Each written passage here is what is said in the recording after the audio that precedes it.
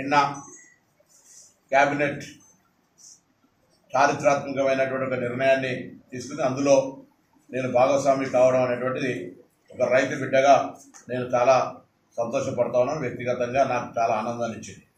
ఎందుకంటే రైతులు ఇబ్బందులను దృష్టిలో పెట్టుకొని రాహుల్ గాంధీ గారు అక్కడ వరంగల్ ఇచ్చినటువంటి రైతు డిక్లరేషన్లో భాగంగా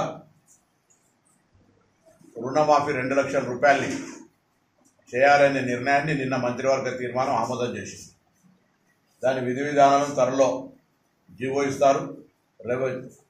ఆర్థిక శాఖ మంత్రి దానికి సంబంధించిన మొత్తంగా నిన్న ముఖ్యమంత్రి గారు స్వయంగా ప్రెస్ కాన్ఫరెన్స్లో చెప్పినారు.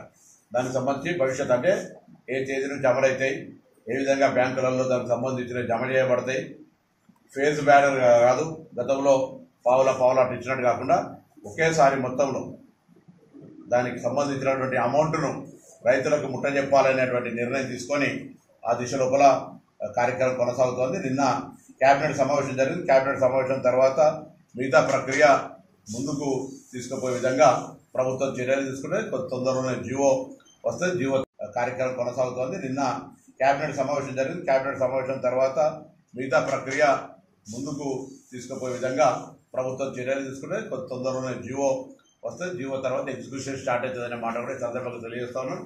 ఈ అంశం ఒక చారిత్రాత్మక నిర్ణయం. రైతు బిడ్డగా నేను నా సహచర మంత్రులకు, గౌరవ ముఖ్యమంత్రి గారికి, ఆర్థిక శాఖ మంత్రి, ఉప ముఖ్యమంత్రి వాళ్ళిద్దరికీ మరియు మా పార్టీ నాయకత్వానికి కూడా ప్రభుత్వంతో పాటు వాళ్ళు పార్టీ ఇచ్చిన మాట అమలు జరగడం అనేటువంటిది కూడా ఈ సందర్భంలో వారికి కూడా ధన్యవాదాలు. ఈ అంశంతో రైతులంతా కొంత గొప్ప వారికి సహకారం దొరికి ముందుకు వస్తారనేటువంటి ఒక ఆకాంక్షను ఈ సందర్భంగా వ్యక్తం చేస్తున్నాం. అటువంటి ఒక మహా ఉత్తరమైనటువంటి ఒక మంచి ఘట్టంలో రాష్ట్రం నాడు తెలంగాణ ఏర్పడిన పార్లమెంట్ మెంబర్ ఉన్నా, దాని తర్వాత ఈరోజు మార్కెట్ చైర్మన్ రైతులకు అనేక సేవ చేసే అవకాశం వచ్చింది. ఇవాళ శాసనసభ్యుడిగా మంత్రిగా మరొకసారి రుణమాఫీ చేసేటువంటి ఒక కార్యక్రమాన్ని అందులో భాగస్వామి కావడం కేబినెట్ మంత్రిగా నాకు వ్యక్తిగతంగా సంతోషాన్ని ఇస్తోంది. దీనికి సంబంధించి సహకరించినటువంటి అందరికీ ధన్యవాదాలు. రైతులందరికీ కూడా శుభాకాంక్షలు. ఈ అవకాశాన్ని వినియోగించుకొని మేము అని చెప్తే కదా మరొకసారి పేదల మీద పావుల అట్ట కాదు, ఎంత ఉన్నదో దాని ప్రకారంగా కింద నుంచి టౌన్ హాల్ అందరికి చేసుకుంటూ పేమెంట్ చేసుకుంటూ వచ్చేస్తాం. దానికి సంబంధించినటువంటి ప్రక్రియ ఈ మొత్తం డాటా అంతా సేకరించబడ్డది. దాని ప్రకారంగా పేమెంట్ చేయబడుతుందనే మాట కూడా సందర్భంగా మనం చెప్తాం. ఈ సమావేశంలో నేను ఎంపికైన తర్వాత మున్సిపల్ అభివృద్ధికి సంబంధించి ఒక సంస్థకు, ఏజెన్సీకి ఏ విధంగా అభివృద్ధి చేయొచ్చు ప్రణాళికలు తయారు చేయడానికి కొన్ని ఇవ్వడం జరిగింది. ఆ ప్రణాళికల్ని ఈరోజు మున్సిపల్ కౌన్సిల్ ముందు ప్రవేశపెట్టినాము.